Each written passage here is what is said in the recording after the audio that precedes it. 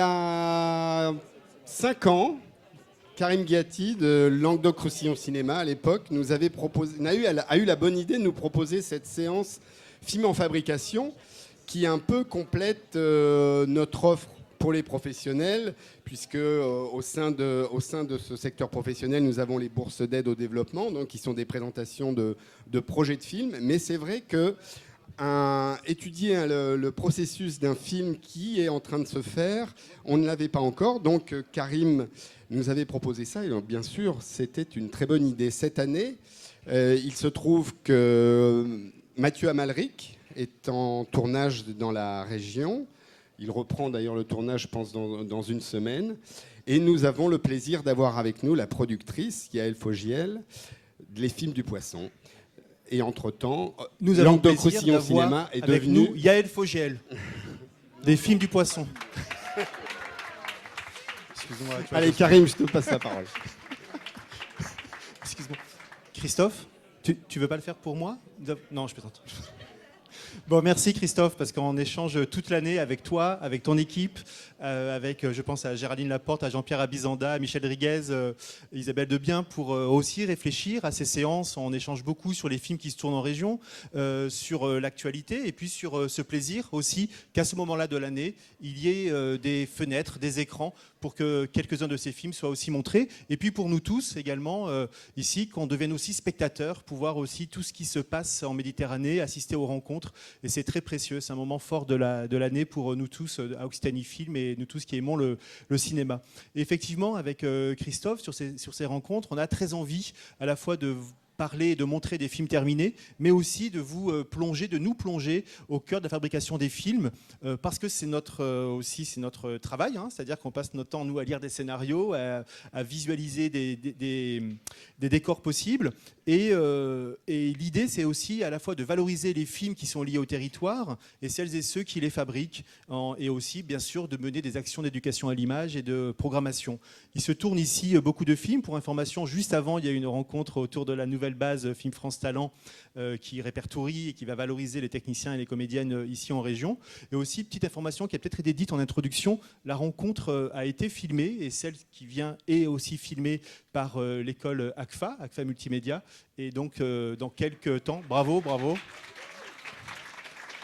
D'ici quelques jours, on aura aussi le plaisir de voir ce montage, cette proposition, cette captation de cette rencontre pour que le plus grand nombre puisse en profiter. Donc vous savez, ici en région, il se tourne beaucoup de films. En 2018, il y a eu 80 films qui se sont tournés, dont 28 fictions pour le cinéma et la télévision. Et en 2019, à ce jour, plus de 20 films se sont tournés ou se tournent. Tout récemment encore, il y a quelques mois, Seules les bêtes, de Dominique Moll, qui sera en clôture du festival ici à Cinémed demain soir. Bruno Rédal, de Vincent Leport, dans un registre différent, Poli, de Nicolas Vanier, et puis le nouveau film de Mathieu Amalric, Serre-moi fort. Et nous avons aussi plaisir régulièrement à proposer au public de se plonger, comme je l'ai dit, dans la fabrication des films. Alors des nouvelles de films dont on a parlé depuis quelques mois. Voilà, on va bien. Dans ces rendez-vous réguliers, à raison de 5 à 10 rendez-vous par an, ici à Montpellier, mais aussi récemment au Festival de Foix, à Alès, dans différentes villes de la région festival, on présente des films en cours de fabrication. Donc quelques nouvelles, La Traversée, que vous avez à l'image de Florence Miaille, coproduit par Xbo Film, est en voie d'achèvement et devrait être visible en juin 2020. Green Line, de Sylvie Balliot, le montage vient de démarrer et va durer quelques mois. On a échangé tout récemment avec sa réalisatrice et son producteur Luc Camilly. Joseph Dorel, produit par Les Films d'ici, Méditerranée, Serge Laloux. Le film se termine et sera visible dans quelques semaines. Les studios ont fait des gros efforts pour que le film puisse être vu au plus tard dans cette année de commémoration des 80 ans de la Retirada. Le plaisir féminin de Nina Faure, produit par CP Productions, dont on a parlé au Festival de Foix en juillet dernier. Préparation du tournage aujourd'hui, et Nina Faure est actuellement en recherche d'archives. Et puis, il y a 3 ans, pile ici dans cette salle, avec Chantal Dubois, productrice, et Dima Elor, on a présenté le projet de Dima. Et vous le savez, ce film a été présenté ici il y a quelques jours en ouverture du mois du film documentaire Zenaïb à moto.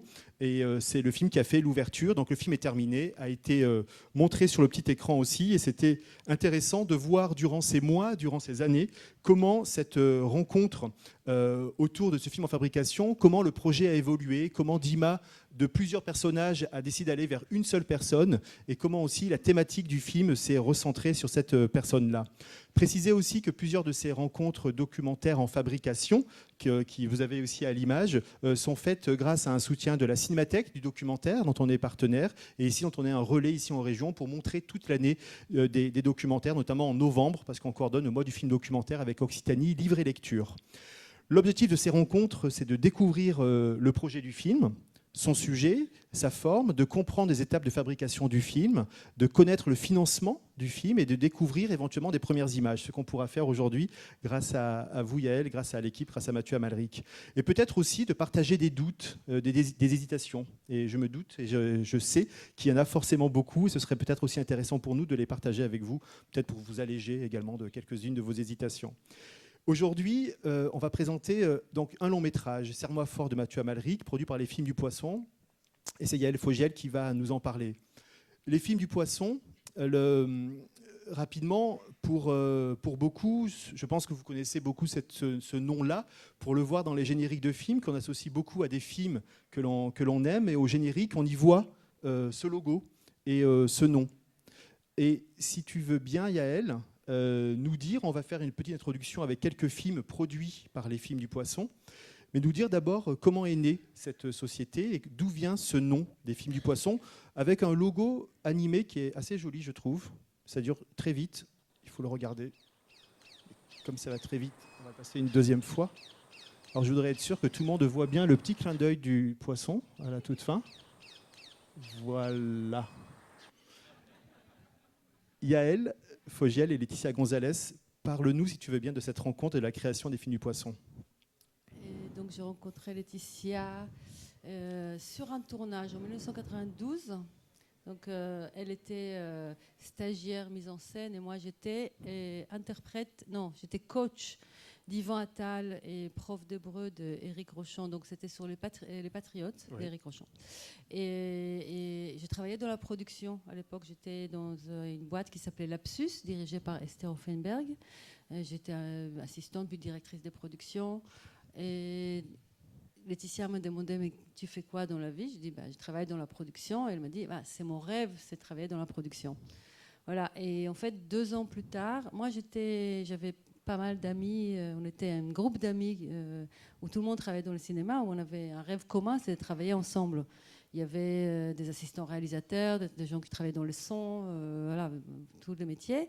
On avait un rêve comme ça de travailler ensemble. Et c'était en 94, 95 que 2 amis, donc Emmanuel Finkiel puis notre ami Emmanuel Finkiel, qui nous a donné un scénario, il nous a donné, je veux dire, aux amis.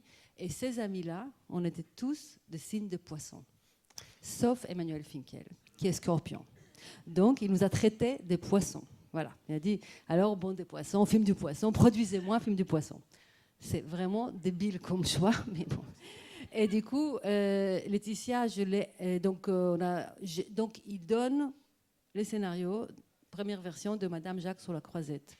Et c'est là que je me dis, ok, on va essayer de le faire.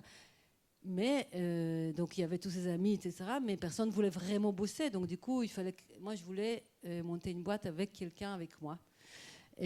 Parce que je ne voulais pas produire toute seule. Et du coup, je me suis rappelée de cette jeune fille que je rencontrais sur un tournage, qui était stagiaire mise en scène, qui était là à dire la production. Donc je l'ai appelée, en disant, est-ce que tu es toujours intéressée par la production? Elle a dit oui. Je dis, viens, il y a des projets, regarde si tu veux. Elle est venue. Et le lendemain, elle est revenue en disant, on ouvre une boîte. Donc je lui ai dit, écoute, il y a 2 noms possibles. Le film du pois chiche ou le film du poisson. Elle a dit, le film du poisson. Voilà. Vous auriez pu l'appeler le film du houmous, peut-être? Oui, c'était ça l'idée, en fait, derrière le pois chiche, mais bon, le film du falafel. On a à l'image, tu viens de parler d'Emmanuel Finkiel, ce premier court-métrage, Madame Jacques sur la Croisette. Alors c'est pas rien, parce que c'est aussi le premier film d'Emmanuel Finkiel. Alors moi je fais pas une obsession et je suis pas complètement obsédé, je focalise pas sur les Césars, mais c'était quand même extraordinaire. Je trouve que pour un premier film produit et réalisé, soit à ce point mis en valeur? Non, pour nous, c'était un rêve des Cendrillon. Hein. C'est-à-dire qu'on était personne, on était une bande d'amis jeunes. On faisait donc notre premier court-métrage avec Julie Bertuccelli, aussi présente, qui était assistante mise en scène, et qui courait partout, qu'on voit dans le film d'ailleurs. Donc on était tous cette bande de copains en train de faire notre film en français et en yiddish, en disant que personne va voir ce film, sûrement. Et on finit au César du meilleur court-métrage. Donc pour nous, producteurs, pour lui, réalisateur, c'était le rêve. C'était incroyable. Donc. Quand Emmanuel Finkiel a reçu ce César, en remerciant l'équipe, en insistant également sur la difficulté du travail au quotidien des techniciens, il a naturellement eu un petit mot gentil à votre égard. Un mot particulier pour les productrices du film, Yael Fogiel et Laetitia Gonzalez, qui m'ont soutenu du début à la fin, et c'est un peu aussi leur César. Merci beaucoup. Il était gentil à l'époque.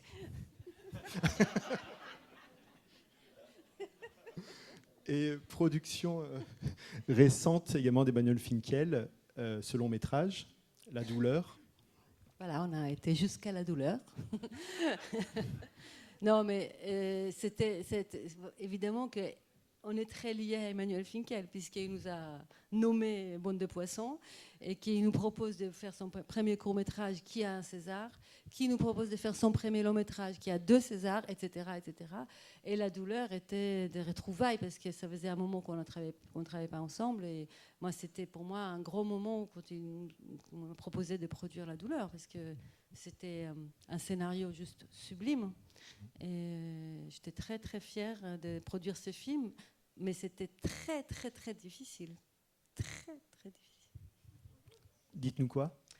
On n'avait pas assez d'argent et surtout ça, hein, parce que c'était un film très ambitieux et c'était un film, disons, moi je savais que ça allait coûter 6,5 millions, on avait 6 millions, ça paraît beaucoup d'argent, c'est beaucoup d'argent, mais c'est un film d'époque, c'est un film, donc il y avait des journées qui coûtaient 300 000 euros, quoi, donc, et ça nous dépassait un peu, c'était pas un film, parce que nous on vient un peu de cette culture du cinéma, disons, je dirais pas minimaliste, mais en tout cas assez réaliste, entre Madame Jacques Voyage, par exemple, ou les films de Julie aussi, entre documentaire et fiction, et tout d'un coup, un film d'époque. Donc, un film d'époque, donc on ne peut pas sortir dans la rue sans avoir 200 figurants habillés. Et Finkiel voulait même les chaussures et les chaussettes, même si on ne les voyait pas. Donc, du coup, habillé au complet. Et donc, pour ça, il faut des coiffeurs, il faut des maquilleurs, il faut toutes les voitures d'époque, il faut tout ça. Donc, on a été vite dépassé. C'est un film qui devait coûter 10 millions ou 12 millions. Hein. Donc, c'était très, très difficile, très tendu. Parce qu'il avait envie aussi, comme toujours, de suivre ce qu'il a écrit et d'être auprès de sa vision. Et nous, on voulait lui donner ça, mais on n'avait pas les moyens. Donc, voilà. Ce qui explique peut-être aussi votre investissement personnel, puisque si on regarde bien, on vous voit, vous êtes figurante sur le. Je suis sacrée figurante. Oui. C'est pas j'ai donné ma chemise, j'ai donné mes cheveux. Je me suis rasée pour jouer un figurant dans un bus de déporté. Mais c'était aussi pour moi, on n'avait pas beaucoup de femmes qui acceptaient de se raser. Voilà, c'était à la fois une façon pour moi de rendre hommage à ma famille, disons, etc. C'était aussi, c'est ma façon de faire. Je suis là, je suis au tournage, il y a un problème, si je peux aider, j'aide. Raser mes cheveux, c'était pas si grave, regardez. Ça poussait depuis. C'était il y a 3 ans, 4 ans, ça pousse. Et la satisfaction quand même aussi du film terminé et du plaisir qu'on a eu à le découvrir, hein, d'après ce texte de Marguerite Duras. Point commun aussi avec ce film, Orage, de Fabrice Camoin, adapté lui aussi d'un roman de Marguerite Duras, 10h30 du soir en été, film auquel on est aussi particulièrement attaché parce que c'est un film qui a été tourné pas très loin, dans les Pyrénées-Orientales, hein, à Argelès-sur-Mer, Cerbère, Port-Ventre, ainsi que Sète, une séquence sur le port. Et avant ça, avant ce film, ce long métrage avec Fabrice Camoin, vous avez aussi produit 2 courts-métrages. Et je trouve intéressant, en regardant attentivement votre catalogue de films aussi, de constater qu'il y a ce compagnonnage avec plusieurs réalisatrices, réalisateurs. Oui, on aime beaucoup ça. Je pense que c'est de travailler ensemble. Alors, il y avait, à l'époque, je me souviens, quand on a commencé à produire, il y avait une tendance qui a toujours aussi de signer 3 contrats avec les mêmes réalisateurs pour le garder, etc. Et nous, on n'avait pas envie de faire ça, de signer des contrats pour que le réalisateur s'engage. On voulait qu'à chaque fois que ce serait une envie commune de se retrouver et travailler ensemble. Mais évidemment qu'on a un grand plaisir de faire plusieurs films, et Julie Bertuccelli qui est là, avec qui on a fait plusieurs films aussi. Qui Notamment sont ceci. tous là. Voilà. Bravo Julie Bertuccelli. Donc depuis le premier, depuis Cotard est parti, qui fait partie de mon top 10 de mes films préférés, avec La Talente et quelques autres, et que je cite tout le temps quand on me pose la question, jusqu'à ce tout récent. Donc là aussi, on a envie, dans cette introduction, on va parler du film de Mathieu Amalric, on va évoquer le livre qui est à l'origine du scénario, on va en voir une séquence, et pour découvrir et le livre et le scénario, c'est Hélène Péquin, qui est comédienne, qui va nous lire quelques extraits. Mais c'est vrai, dans cette présentation, on a envie, en repensant à ces films et à ce compagnonnage, savoir comment naît l'idée d'un film entre vous, entre Julie et vous, Yael et Laetitia. Qui en parle en premier? Est-ce que Julie vous en parle à un moment? Et puis, moi, je me souviens très précisément du premier film de Julie depuis Cotard est parti, comment il est venu. D'abord, Julie, on la connaissait parce qu'elle était assistante d'Emmanuel Finkiel, qu'on a travaillé ensemble sur Madame Jacques sur la Croisette. Après, Julie faisait des documentaires de son côté. Elle a fait la télé Varan, elle a fait des documentaires pour la télévision. Et nous, on a fait Voyage. Et après, on cherchait un deuxième long métrage. Après Voyage, on recevait beaucoup de projets sur de vieux et des juifs. Bon. Mais pas quelque chose qui nous inspirait. Donc on cherchait. Et un jour, Julie est venue déjeuner avec moi. Et à côté de mon bureau, en me disant, écoute, j'ai une histoire, mais je ne sais pas si c'est un documentaire, c'est une fiction, c'est une histoire d'une amie. Et puis elle me raconte l'histoire de Cotard est parti, qui est un peu différente, évidemment. Une amie qui est géorgienne et qui a perdu son oncle, et qui vit à Paris et qui écrit à la place de l'oncle mort des lettres pour sa grand-mère. Et je me souviens du déjeuner en disant, mais c'est une histoire incroyable. Mais en 5 phrases, je lui dis, il faut qu'on fasse ce film, c'est un film de fiction. Après, je lui dis, je ne sais pas si on ira en Géorgie, je ne sais même pas où c'est. Mais voilà, on est allé en Géorgie, on l'a tourné en Géorgie, et c'était extraordinaire, c'était une aventure extraordinaire, parce que c'est vrai que je ne connaissais pas du tout la Géorgie. Et pour moi, productrice installée en France, avoir la chance d'avoir un si beau projet, c'est-à-dire une histoire très émouvante de 3 femmes qui se passe en Géorgie, qui a un lien avec la France, où je peux aller avec un réalisateur français à l'étranger pour avoir un autre regard, pour poser au cinéma français un autre regard, une autre culture. Je trouve ça une chance incroyable. Julie Bertuccelli, vous nous autorisez à vous demander le contre-champ de ce que vient de nous raconter Yael. Quand Yael vous dit oui, allons-y. J'étais aux anges parce que d'avoir travaillé avec Emmanuel sur notamment Madame Jacques sur la Croisette, et d'avoir rencontré ces 2 huluberlus de Laetitia et Yael, et d'avoir pour la première fois une envie de fiction, lui raconter en 3 mots ça, et qu'elle me dise mais oui, c'est super, ça a changé ma vie en fait. D'abord de pouvoir travailler avec elle et de ne pas s'arrêter encore, et de faire ce film avec une productrice qui prenait le risque d'aller un peu à l'autre bout du monde quand même, dans un pays très compliqué, sans beaucoup d'argent, et qui me faisait confiance, et pour laquelle c'était une aventure autant que pour moi. Donc ça a été vraiment, effectivement, j'ai un souvenir très précis de ce rendez-vous au café. Et voilà, ça a été, merci encore à Yael d'avoir dit oui. Et pour le film suivant, vous êtes parti encore plus loin. Encore plus loin, oui, après en Australie. Et bon, le dernier, c'est le seul qu'on fait en France. Hein. Après, voilà, on l'a fait. Maintenant, on repartira loin.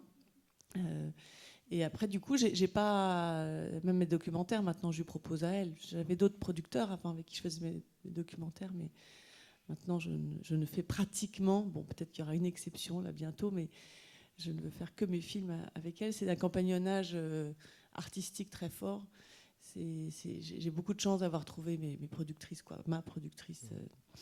C'est ce qu'un réalisateur, une réalisatrice rêve, parce que c'est le duo le plus important dans un film. Donc, vu que c'est des productrices en or, qui n'ont pas beaucoup d'or, mais c'est pas grave, parce qu'on compense par plein d'autres choses. Et en plus, c'est aussi à cause de moi, c'est que mes films ne réussissent pas à avoir beaucoup de financement, hein, c'est pas que de leur faute. Donc voilà.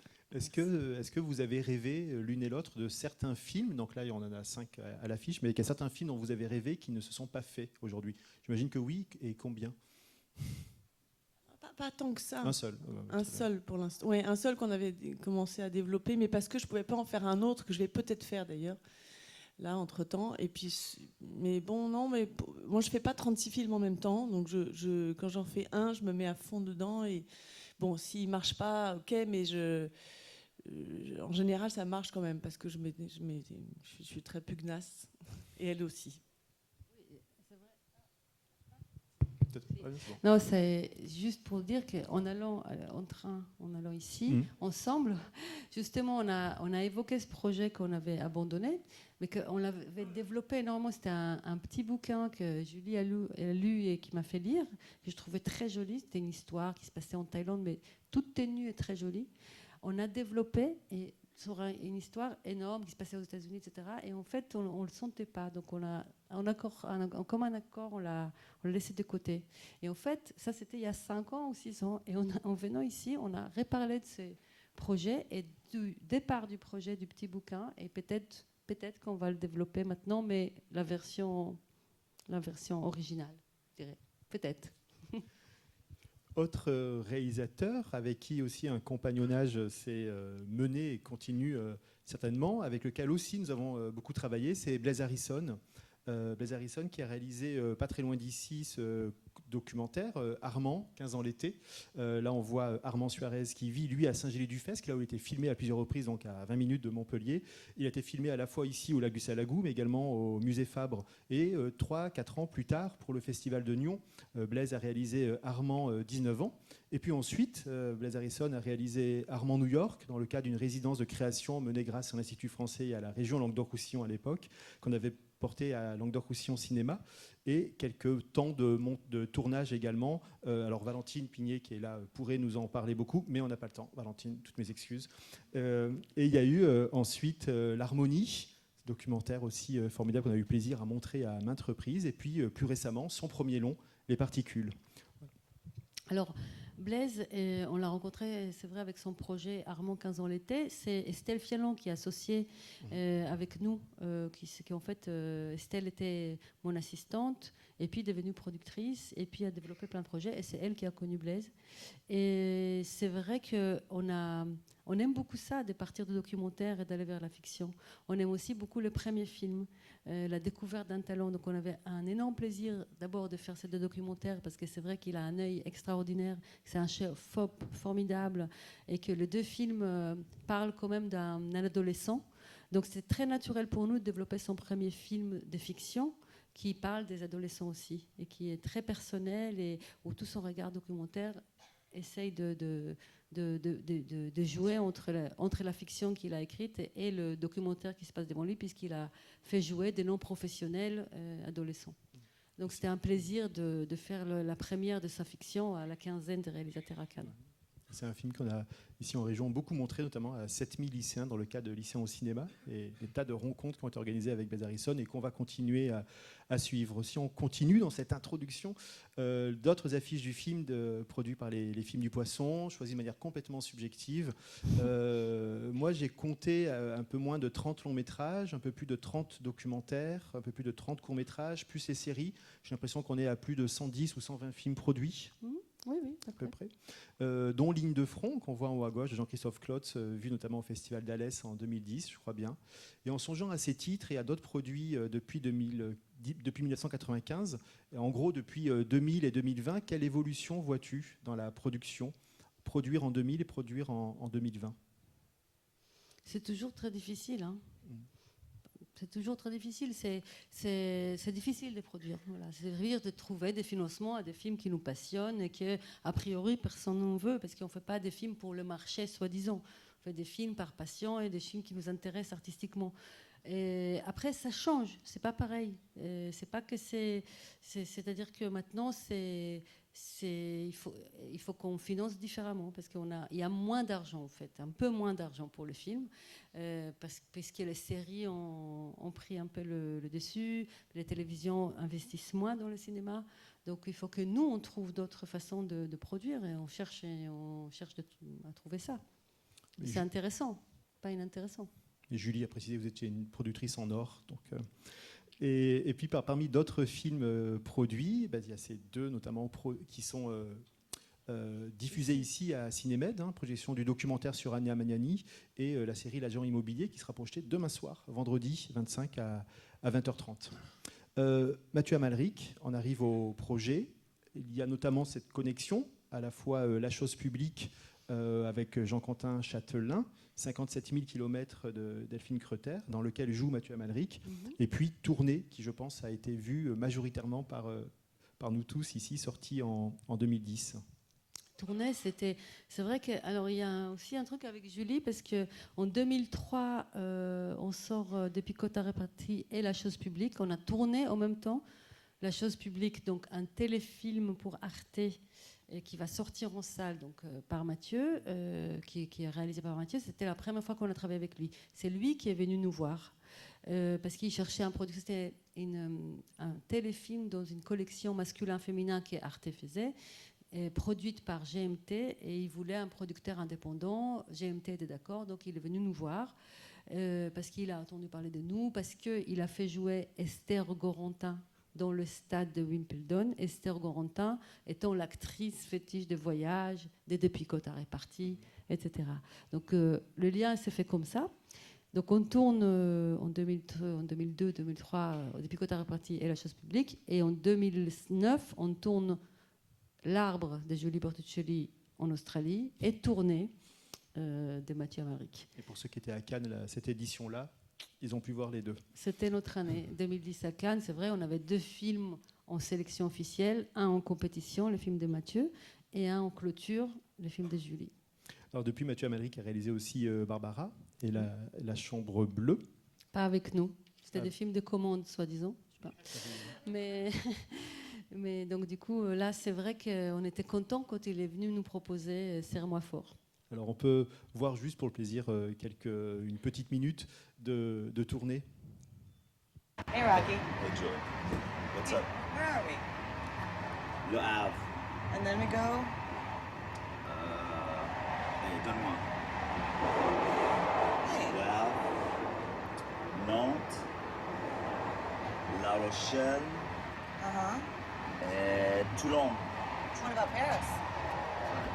Oh, you gotta ask the boss. He didn't mention it. It's strange, no? I'm sure he has a plan, an idea. Je me souviens pas. A petite surprise. Non, non, non. Quoi? Mais je t'emmerde! Putain, c'est pas vrai, je t'emmerde! C'est moi qui t'emmerde! Jamais tu m'as dit ça! Jamais! Jamais! Je suis à Paris mercredi! Ça fait 2 mois que tu le sais! Je te chie dessus! Tu n'as pas le droit de faire ça! Plus jamais! Plus jamais, tu m'entends? Je viens pas!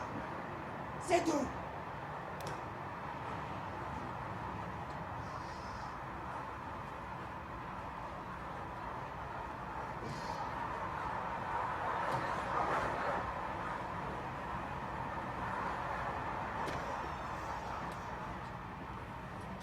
Everything all right? Oh, yeah. A friend. I have something for you. Yes, I forgot to give you yesterday night. Ça, c'est pour les 3 jours. On est bientôt arrivé.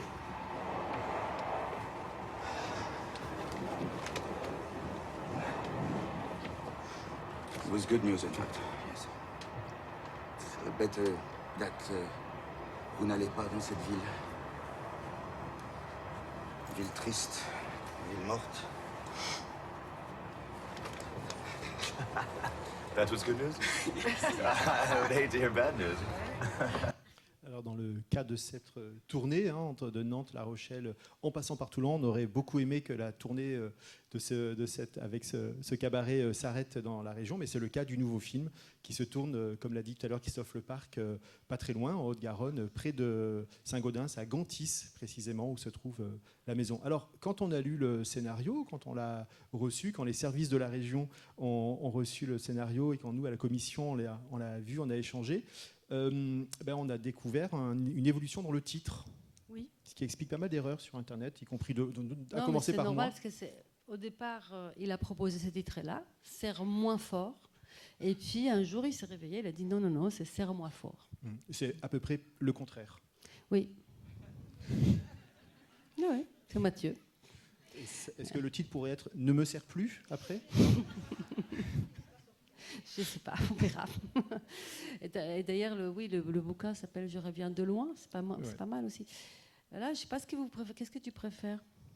Alors, moi, ce que raconte le film, je trouve que Serre-moi fort me parle plus. Voilà. Les quoi? Serre-moi fort Oui. me parle plus. Mhm. Voilà. D'accord. Mais si le titre c'est J'ai adoré tourner ici, ça me va aussi. Mais après, c'est Je vais lui proposer. liberté artistique. Hein. Le scénario a été déposé en commission à la région et le film a fait l'unanimité, a été aussi beaucoup apprécié, a reçu un soutien financier de la région ici, Occitanie. Et c'est vrai que l'histoire, c'est très bien écrite, un très beau projet, touché par son écriture. On a été aussi, moi, en lisant, intrigué par sa couverture, par cette couverture troublante, hein, ces tableaux hyper réalistes, hein, ce sont presque des photos avec une illusion d'une réalité, le fait de reproduire une vérité, un moment de vie, et de s'apercevoir que ce peintre travaille sur cette illusion-là. Oui, c'était un peu. Je pense qu'il est très rapidement. Il s'est inspiré. Il est allé voir les photos, les tableaux de Bechtle après avoir lu la pièce. En fait, c'est un ami qui lui a donné la pièce à lire de Claude Galéa et il a lu la pièce. Il y avait quelque chose dans la pièce qui a fait que ça l'a inspiré tout de suite. Et donc les tableaux aussi. Et lui, il est venu nous voir en disant j'ai lu quelque chose, c'est pour vous, je voudrais que vous lisiez, dites-moi ce que vous pensez. Donc on a lu la pièce qu'on a trouvée formidable, mais c'est très court et très théâtral. C'est une pièce qui n'a pas été montée, qui a été juste, je crois, lue à la radio. Et puis on s'est dit, on ne savait pas quel film on avait, mais on avait quand même quelque chose de très fort émotionnellement tout de suite qu'on a senti. Et on lui a dit bingo, allons-y. Voilà, et il y avait déjà la photo. Donc la pièce et la photo de la famille ont fait qu'on avait très très envie qu'il écrive le scénario. Et quelques mois plus tard, il est venu avec la première version. Et on a rarement lu une première version aussi aboutie et aussi forte. Je pense que vraiment il y avait quelque chose où il a senti le film. C'était pas comme ça sur tournée. Sur tournée, il a écrit pendant longtemps, on a réécrit, écrit. Là, il travaille beaucoup maintenant encore sur le scénario, mais quand même, il y avait tout d'un coup une version qui était là, l'histoire était là, le film était là. Et bouleversant. Le livre a été édité par Édition 34, hein, qui est pas très loin d'ici. On a Claudine Galéa, l'autrice, à l'image. Alors, une toute petite nuance, si tu m'y autorises, Yaël. J'ai eu la chance en 2004 d'assister à une mise en espace de la pièce. C'était pas mis joué sur scène, mais c'était Éric Génovèse, sociétaire à la Comédie Française, avec qui j'ai échangé il y a quelques jours encore pour lui demander confirmation. Donc en 2004, il y a eu une lecture qui a été organisée à la Comédie Française au Studio Théâtre. Et il y a quelques semaines, une troupe à Marseille la mise en scène, mais effectivement, tu fais référence à cette pièce qui a été enregistrée par France Culture et qu'on trouve très facilement. Je vous engage à la lire quand vous allez à l'écouter, en écoutant maintenant les extraits et en se projetant sur des extraits du film. Donc, tu viens de nous parler de l'écriture du scénario et comment vous travaillez ensemble, Laetitia Gonzalez et toi, avec Mathieu Amalric. Alors c'est Mathieu qui a défini ça très bien. C'est-à-dire avec Laetitia, on travaille depuis le début vraiment ensemble. Donc on lit nos projets ensemble, on cherche le financement ensemble, tout. Mais c'est vrai que après nos premiers films, on a décidé que chacune va suivre un peu plus un auteur. Parce que voilà, des fois on fait des films en même temps, et comme on veut être présente, etc. Et c'est Mathieu qui a dit à un moment donné, il y a une qui est la longue focale et une qui est la courte focale. La longue focale, c'est celle qui est un peu plus loin et qui est moins, disons, moins proche du projet, mais qui va venir au montage, à la lecture, quand la courte focale va lui dire « j'ai besoin de ton avis ». Donc dans le cas de Mathieu, je suis la longue focale. Voilà. Donc c'est Laetitia qui est la courte focale, qui est plus en tac au tac avec lui, comme je suis la courte focale avec Julie, par exemple. Donc il arrive, il nous donne la pièce à toutes les deux, on la lit toutes les deux en même temps, on se parle toutes les deux, on décide d'y aller. Et alors sur l'écriture, normalement on fait beaucoup d'allers-retours. Là aussi on a fait des allers-retours, mais Laetitia a donné ses remarques. Ensuite elle m'a demandé de donner mes remarques sur la deuxième version avant de présenter à l'avance sur recette. Mais on a très vite en fait eu une version qui nous a plu à toutes les deux. Donc c'est vrai qu'on n'a pas fait un énorme travail d'écriture. C'est-à-dire le travail d'écriture de producteur, c'est un travail plutôt on donne tous les avis qu'on peut, mais c'est plutôt une critique. On n'écrit pas. On peut donner des idées, on donne notre avis sur la dramaturgie, parce qu'il faut que ça fonctionne, il faut que nous, on y croit. Il faut que nous, on pense que ça marche, que le film va être bien et qu'on arrivera à le financer. J'ai échangé aussi rapidement avec Mathieu Amalric pour cette rencontre. Il m'a précisé aussi, Yael me rappelle tout le temps mélodrame. C'est vrai. Moi, c'est vrai aussi qu'il a un côté intello que j'aime bien, mais j'aime bien ce projet parce il y a un côté premier degré dans ce projet qui est différent de ces autres projets. C'est extrêmement émouvant. Il parle de quelque chose de très intime et de très émouvant. J'ai été bouleversée en lisant la première version du scénario et j'ai eu très peur qu'il intellectualise un peu. Mais donc du coup, je me suis dit, je vais pas le rater lui. Est-ce que certains connaissent ce texte de Clotilde Galéa? Non. Alors on vous propose, c'est Hélène Péquin qui vous propose, si vous voulez bien, on va voir une séquence qui a été montée. Avant ça, on va lire le scénario de cette séquence, mais c'est 3 pages. Et avant ça, on va lire l'extrait qui correspond. Et je pense que de manière didactique, on va pouvoir voir l'évolution de l'écriture, voir ce qui reste, ce qui disparaît, ce qui est rajouté, pour arriver du texte de Clotilde Galéa au film, en passant par le scénario. Hélène, tu veux bien nous rejoindre? J'ai juste précisé pour les images qu'en fait, on a donc tourné une première partie du tournage, tu l'as dit peut-être un peu brièvement, on a tourné en mois de mai. Une première partie de tournage, parce que comme c'est un film qui parle d'une histoire familiale qui passe sur un certain temps, c'est très important et les saisons étaient très importantes. Donc Mathieu vraiment a demandé ce luxe de tourner en plusieurs parties. C'est un luxe parce que ça coûte plus cher de morceler un tournage. Donc on a tourné 10 jours au mois de mai et Mathieu a monté ces images. Donc le film n'est pas complet puisqu'on va lundi prochain recommencer le tournage. Mais on a monté quelques séquences. Donc, voilà, vous allez voir vraiment en première mondiale, une première séquence qui ne sera peut-être pas comme ça dans le film, mais qui a été montée. Et voilà. Hélène, est-ce que tu veux lire tout de suite ou est-ce que tu veux nous dire un tout petit mot de genre bonjour à tous? Bonjour à tous. Ouais. C'est quoi le texte après? Ouais, alors enchaînons sur Clotilde Galéa.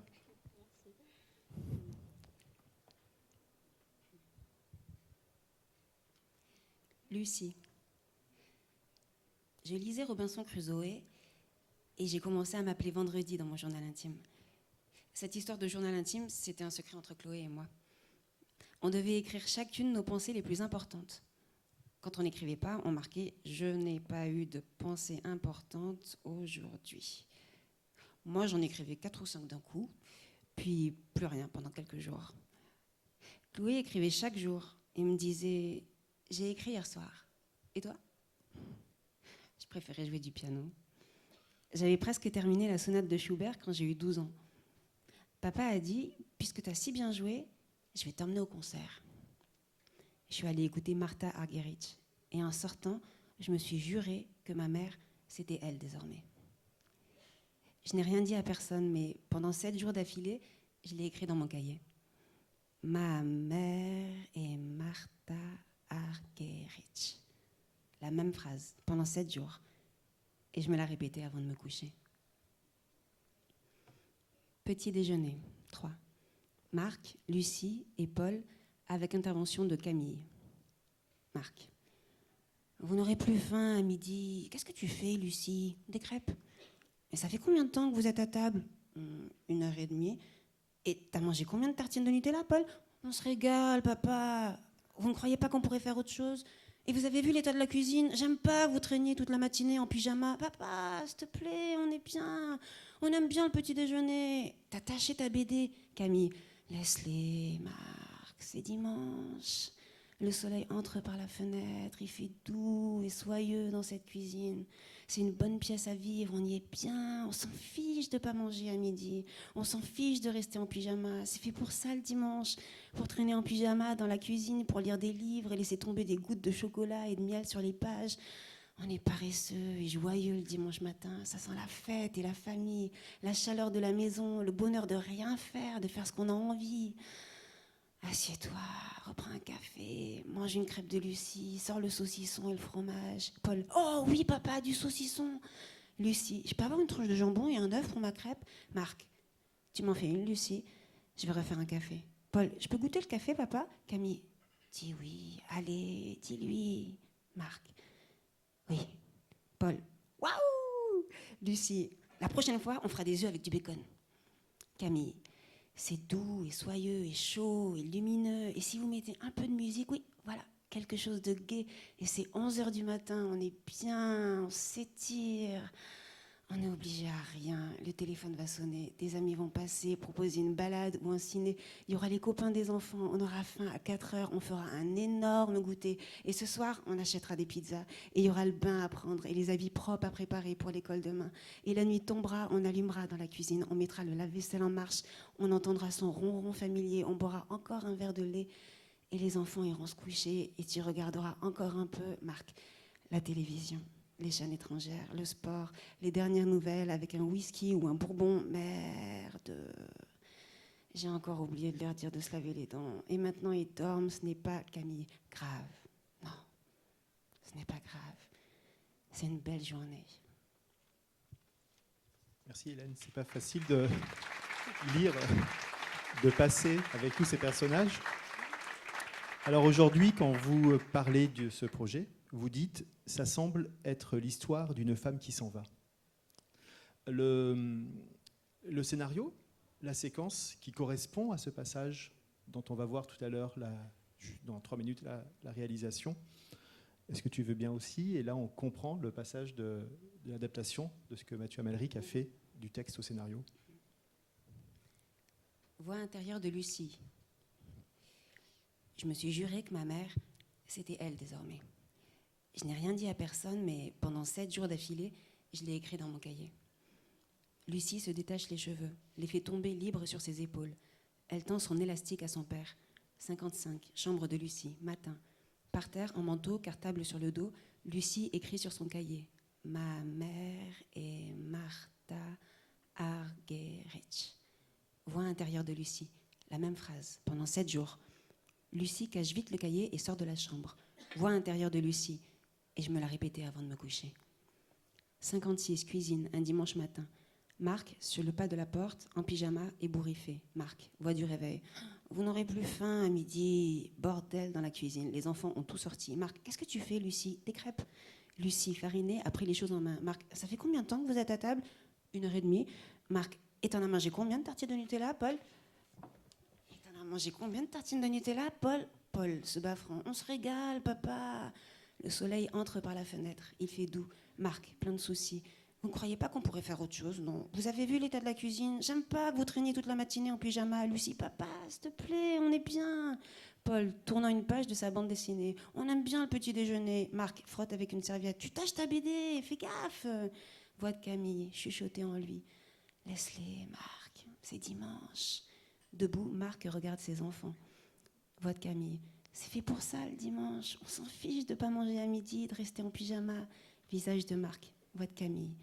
Assieds-toi, mange une crêpe, sors le saucisson et le fromage. Il se fait du café. Marc. Il reste du saucisson. Paul. Oh oui, du saucisson. Marc ouvre le frigo. Des nouveaux emplois du temps, prospectus, cartes postales, photos des 3 seulement ont recouvert les anciennes. Lucie. Je peux avoir le jambon? Il y a un œuf pour ma crêpe? Marc.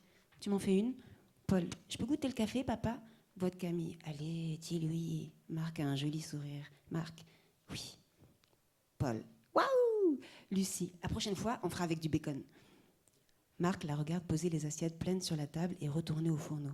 Cafetière à la main, il fouille derrière le toaster, avale ses cachets. Son regard tombe sur des CD poussiéreux près du lecteur. Voix de Camille. Oui, voilà. En met un. Note to self de The Divine Comedy. Voix de Camille. Le téléphone va sonner. Des amis vont passer, il y aura les copains des enfants, le téléphone de la maison sonne. Lucie y va, tend le combiné à son père, voix de Camille. À 4 heures, on aura faim, on fera un énorme goûter, et ce soir, on achètera des pizzas et... Elle pleure. Ça c'est passé, pourquoi pas, on verra. Les enfants, Chloé, elle peut passer aussi alors, voix de Camille. Il y aura le bain à prendre, les habits à préparer pour l'école demain. Ils se mettent à danser, joyeux, tangue abandonné, crêpe en main, voix de Camille, dans des sanglots. Et la nuit tombera.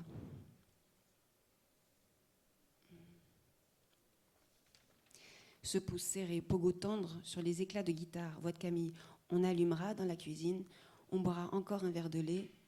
57, porte de derrière, nuit. En silence, Marc, torse nu, tourne la clé dans la serrure. Ouvre la porte comme pour vérifier qu'elle est bien accessible, voix de Camille. Et les enfants iront se coucher. Merci, Hélène. Le film est en tournage en ce moment. Hein. Lundi, le tournage reprend. On a l'actrice et l'acteur principal, Vicky Krebs et Arié Voltater. Tu vas sur les tournages ? Oui. Sur celui-ci ? Je vais aller lundi à Saint-Gaudens. Non, dimanche, je pars. Ouais, d'ici directement. Très bien, nous viendrons tous avec toi en délégation. En bus. En car, il n'y a pas de train. Si tu veux bien, alors, une nouvelle étape du scénario que je trouve très précieuse. Alors, si tu peux nous en dire un petit mot. Le scénario dont on vient d'entendre un extrait, Mathieu Amalric nous a expliqué que chaque scène, il la note la veille. Alors, il va nous le dire aussi très vite, mais qui donne à l'équipe. Oui, c'est assez incroyable parce que c'est vrai qu'on était habitués, nous, de travailler avec Emmanuel, par exemple, Finkel, il travaille différemment. C'est-à-dire qu'il écrit un scénario tellement précis que tout est là et il n'y a pas de changement. Et Julie, pareil, il y a peut-être de petits changements, mais pas... Mathieu, on sait à la fin d'une journée de tournage qu'en fait, le lendemain, il y a une séquence prévue, elle existe dans le scénario, mais on la verra vraiment le matin. Il va nous la donner le matin. Et donc, chaque matin, on reçoit par mail à 5h du matin ou à 6h du matin, ça dépend, la séquence réécrite. Et c'est assez fort parce qu'à chaque fois, on a parlé des petits problèmes qu'il y a dans les séquences. Et il ne fait pas les corrections du scénario en permanence. Il met plein de notes. Il fait vraiment des scénarios de travail, comme il appelle, des outils de travail. Donc c'est difficile à lire d'ailleurs. On ne peut pas relire ces scénarios comme d'autres scénarios parce qu'il ne fait pas vraiment des versions. En fait, il y a un gros chantier. Et en fait, tous les jours, on reçoit la séquence définitive. Il y a 3 jours, à Saint-Gaudens, Mathieu Amalric a eu la gentillesse d'enregistrer les notes qu'il écrit lui-même et qu'il donne à l'équipe et de nous l'envoyer pour que vous puissiez aussi en profiter et découvrir cette nouvelle étape de fabrication de ce film. On peut écouter ces notes-là avec sa voix. Donc chaque matin, l'équipe recevait au tout petit matin, à travers Dylan Talleux, le premier assistant, les feuilles du jour, une sorte de récolte de la nuit que j'avais pu écrire pour essayer de ne pas oublier pourquoi on tournait cette scène, que racontait la scène du jour. Voici donc le jour 2, samedi 18 mai.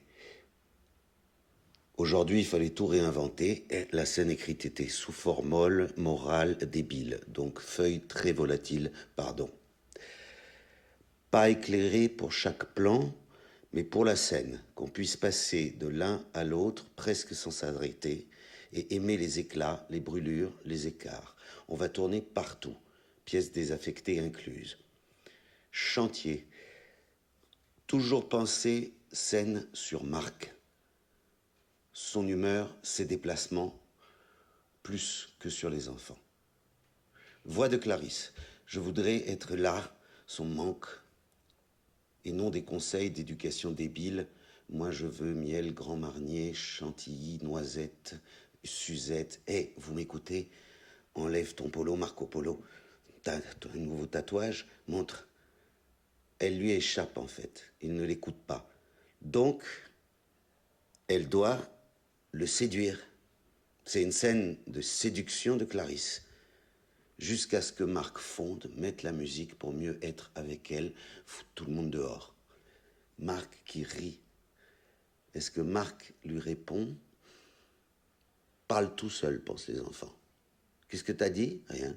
Et tu parles tout seul maintenant? Non, pas tout seul. Ah, d'accord, moi non plus, tu sais. Moment ultra normal. Activité, baleinier dit coder tracas, dialogue, parler à côté, que les enfants racontent quelque chose à eux, à côté. Pichoun, tu parles plus? Grand laïus ultra chiant de Paul, placer gants et bonnets, en trouver un sous un meuble, prendre des polaroïdes, la toise, calendrier avec les jours. Lucie, faut que je fasse ci, faut que je fasse ça. Paul, dessiner tatouage du père, toucher sa peau. L'impossibilité du silence, tout le monde parle en même temps, cacophonie, musique, voix, cris d'enfant, tondeuse. Waouh, laissez-moi! Marc veut être seul avec sa Clarisse, et donc il met un disque pour le calme. Les dangers. Ben, que ça ne raconte rien. Famille idéale, artificielle, la musique réconciliatrice à la con. Et si cette scène racontait juste le bonheur, le vrai, le bordélique, et eux ne le savent pas. Mais elle, oui. Voilà. Merci. Merci à lui. Alors, et merci à vous aussi de nous permettre de voir cette séquence dont on a suivi les différentes étapes du livre, au scénario et à ses annotations.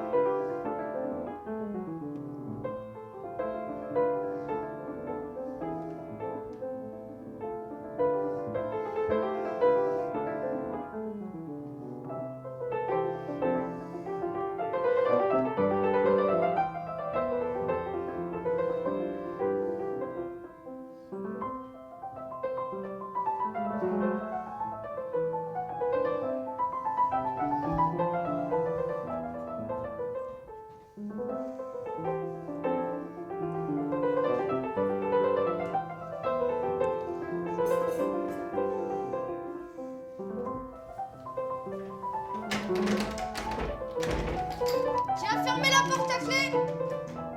Oh! Qui a fermé la porte à clé?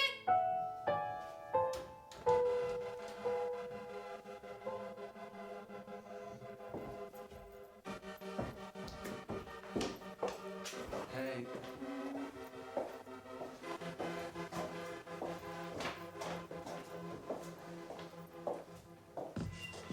Yeah, they say we living in troubled times. Hey, do you see the trouble signs? They life's a bitch, and I'm cuffing mine. My dough and flip mode, what up and bust the rhymes. I used to never see green, I was colorblind, now I get my hustle on. Hey, dudes like a hustle on. My way like a Ursula song. Toi, t'es pas habillé? T'es pas grimpé? Tu veux faire autre chose? Non. Oh, il fait beau aujourd'hui. Tu fais quoi? Des crêpes? C'est bien ton nouveau pyjama. C'est pas un pyjama. Bah, il est bien quand même.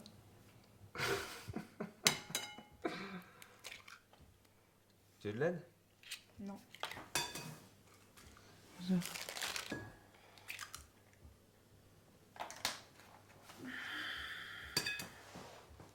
sais là.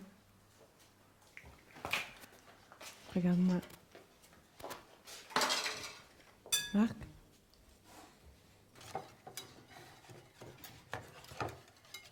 Non, attends. Ah, vas-y, vas-y. Attends, tu dois la laisser reposer avant de... C'est pas assez chaud. C'est lui qui a fait ça bien. Ça chauffe pas. Non, tu fais ça bien. C'est bien. T'aides pas avec le couteau dans la poêle, tu vas la greffer. C'est pas grave. Si, quand même, faut pas greffer la poêle. Oui, mais faut pas toujours le dire. Laisse-lui le temps. Elle va apprendre.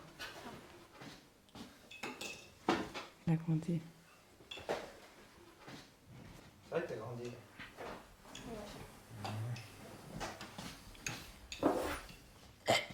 Toi aussi, t'as grandi.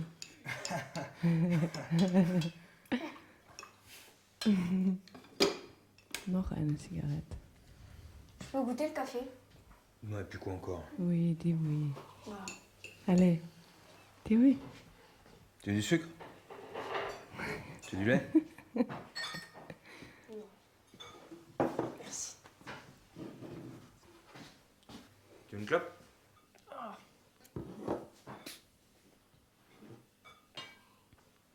C'est pas bon? Non, c'est pas bon.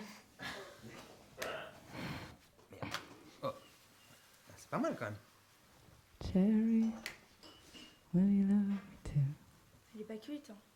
Elle va cuire. Someday I'll take you Bah, away. pour cuire, il faut qu'elle soit sur le So feu. Je te montre. Ah, et mardi, il faut que tu passes me prendre au CRR. Nous sommes mardi. Bah, parce que mardi, normalement, t'étais censé venir me chercher. Je veux venir avec vous. C'était pas mardi. Bah, si. Bah, je t'avais dit en fait. Ah merde. Ah ouais. Bah, ouais. Je veux être avec vous. Bah je vais me débrouiller, on va faire ça mardi. Bah, ouais. Bah ce sera peut-être pas moi. Ah, bah, si. Bah non, Bah, si. ce sera quelqu'un d'autre.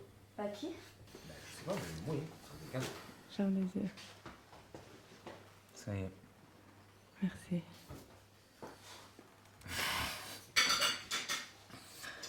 C'est étrange.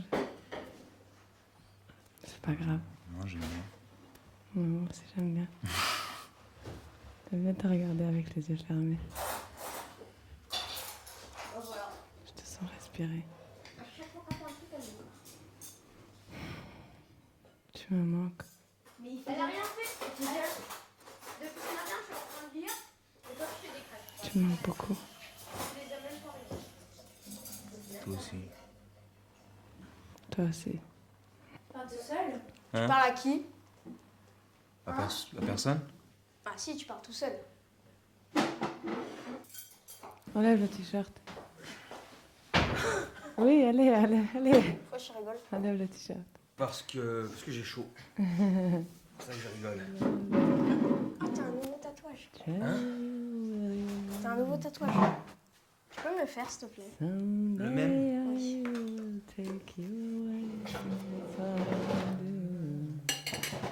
Tu pourras m'expliquer aussi comment on fait pour la perspective? Tu veux dire quand il y a quelque chose qui semble être derrière, plus loin? Oui.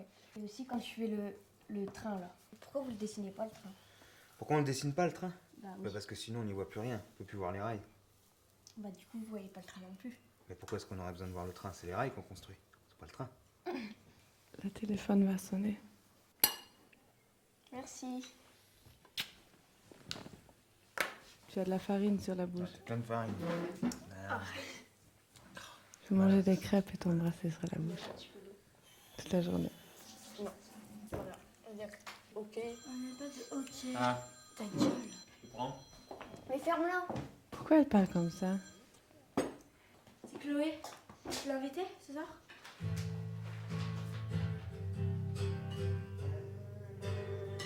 Les amis vont passer. Il y aura les copains, les enfants. À 4 heures, on aura faim. On fera un énorme goûter. Montre-moi les photos. La tour Eiffel. Ouais. Vous vous souvenez de ça? Ouais. Ouais. C'est à Paris. Comment il a dit ça? C'est à Paris. Non, non, non, non, non. Ah, stop. Arrête. Oh, ça va. Arrête. Et le soir, on achètera des pizzas. Et il y aura le bain à prendre. et les habits à préparer pour l'école demain. On allumera la cuisine. On boira encore un verre de lait. Puis la nuit tombera. Et les enfants iront se coucher. Voilà. Donc c'était une chance, je pense, de pouvoir suivre. Alors vous avez vu, on est passé par différentes étapes en voyant différentes images. On va se dire au revoir avec toutes ces photos de différents films produits par les films du Poisson. Et même Esther Gorentin nous fait un petit salut de la main en bas à gauche. Mais alors, naturellement, je voudrais quand même laisser la parole à un court échange. Vous avez vu, pour ceux qui ont suivi un peu le programme, dans quelques minutes, on va vous dire 2 petits mots de Occitanie Film, parce que vous avez vu qu'on a changé, on est devenu de Languedoc-Roussillon Cinéma Occitanie Film, et aujourd'hui on accueille notre nouveau président Yves Geland, qui est juste en face, au 2e rang, et Yves va me rejoindre pour dire un petit mot, et puis il y aura une rapide présentation de l'équipe, avant de boire un verre et d'enchaîner sur d'autres films. Est-ce que certaines ont des questions, des remarques sur ce que vous venez de voir et d'entendre ? Qu'elles ne se sentent pas gênées en repoussant de 2-3 minutes le petit verre. Elle ne sera pas huée. Alors ? En fait, la question que tu m'as posée, Yael, le titre que je préfère entre Serre-moi fort et Serre moins fort, j'aurais pu vous la poser aussi. Alors, qui vote pour Serre-moi ? Est-ce que certains veulent réagir sur un point ? Je suis allé très vite sur les financements, sur la vie du film, sur les étapes à venir. Mais peut-être tu peux nous le dire, l'étape à venir, parce qu'il y a le tournage à partir de lundi, puis au mois de février. C'est pas évident peut-être pour le public parce qu'ils ils connaissent pas l'histoire en fait du film, ils n'ont pas lu le scénario, donc du coup c'est vrai que c'est peut-être pas très évident d'avoir des questions. Bien sûr. Mais moi ce que je peux dire par rapport à la suite, c'est que donc on tourne là 4 semaines et ensuite on va monter et ensuite on va aussi tourner une semaine, je pense au mois de janvier, et on va faire le montage et on va être prêt au mois d'avril-mai, comme par hasard. Voilà. Mais on sera avec vous à ce moment-là pour les projections ici et ailleurs, pour tous les publics, pour les scolaires et le grand public. Avec grand plaisir. On est bon ? Eh bien, merci beaucoup Yael. Merci Hélène pour la lecture.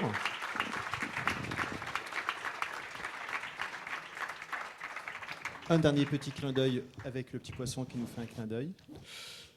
Et si vous voulez bien, tu peux rester avec nous, ça me fait très plaisir que tu sois à côté de Yves Geland, qui peut nous rejoindre, voilà, pour qu'on se dise un petit mot, pour qu'on te reconnaisse bien. Tu es aussi à l'image.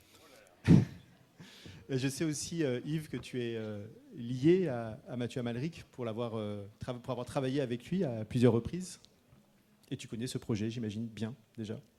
Non, le précédent, je le connaissais de plus près, mais un peu par hasard, parce qu'il s'agissait de Barbara et que Mathieu avait fait la voix d'un de mes films qui s'appelait Élimini Paris s'éveille, où il était question de Barbara aux côtés de Brassens, de Brel, des frères Jacques, de Léo Ferré et d'autres chanteurs.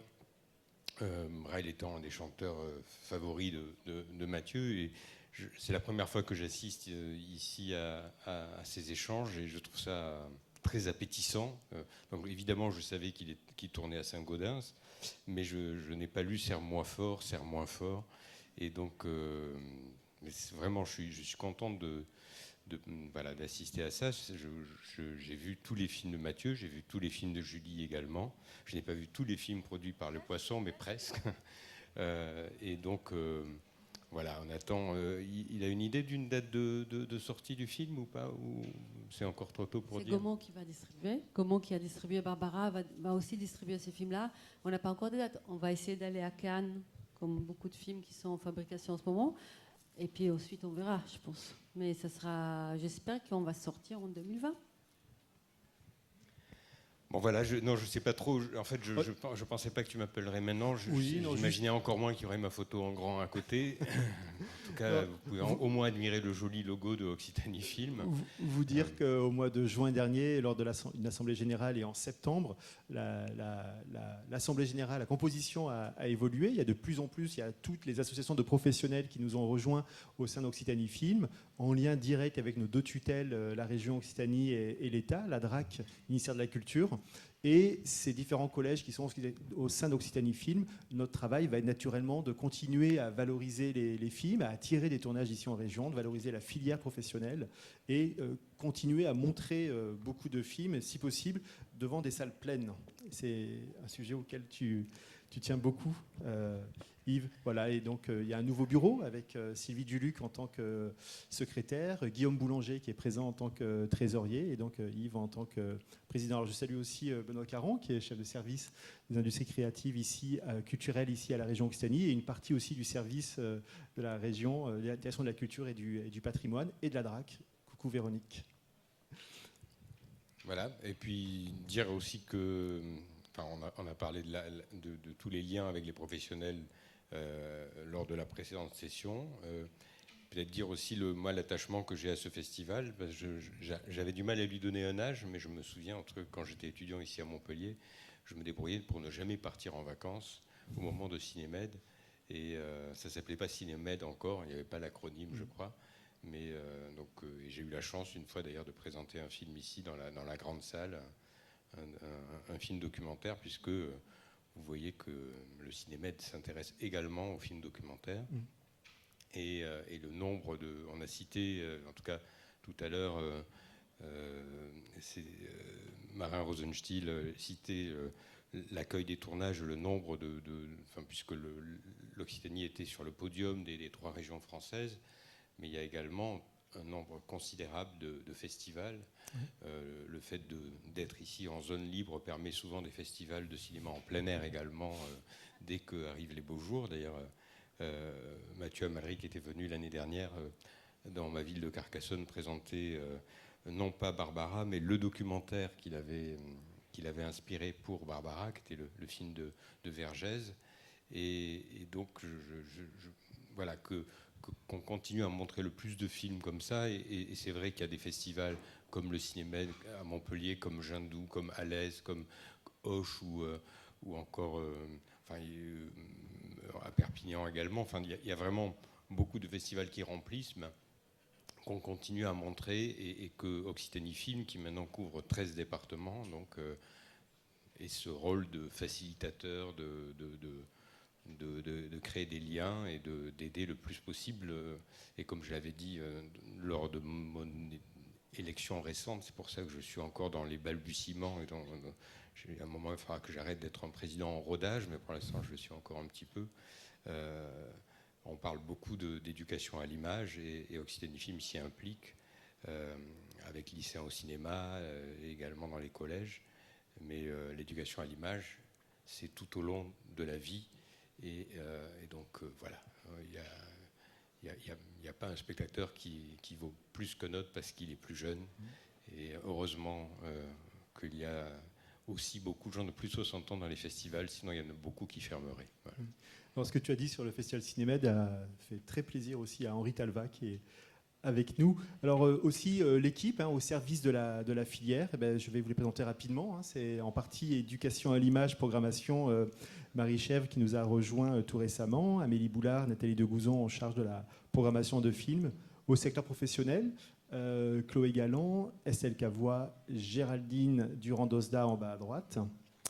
À la commission du film, à l'accueil des tournages, attirer des films, et en lien avec nos collègues à Jindou, à Auch, Elsa Joulin à gauche qui vient d'arriver, et Marin Rosenstiel responsable de la commission du film, et Maxime Beaufet qui est aussi l'auteur de ces photos qui ont un style aussi, je trouve, très signé. Alors du coup, je me demande comment Maxime a pu se prendre en photo. Là,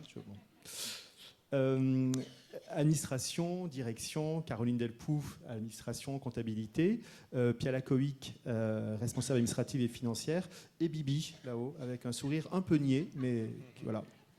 Et puis communication, Valentine Pigné en charge du développement des projets et de la communication, Pierre-Yves Cruau, accompagné de Monica Vitti, qui est apparemment aussi avec nous. Voilà. Alors merci beaucoup Yael, on est content. Là c'est les 2 productrices des films du Poisson, donc voilà. Sur l'affiche. C'est ça. En goguette, sur les routes d'Italie, dans un film de Paolo Virzi. Et le 15 novembre, il y aura une soirée aussi à la Cinémathèque de Toulouse, où il y aura un lancement de Occitanie Film. on est content de cette présentation, que ça se fasse autour de ce projet qui cristallise en partie aussi ce qu'on fait, c'est-à-dire être au plus près de ce qui se passe ici et pour pouvoir ensuite les montrer dans les salles et partout. Voilà. Alors merci pour votre présence à vous tous et vous toutes. On se retrouve amicalement autour d'un verre. Merci Yael et belle vie au film qu'on attend.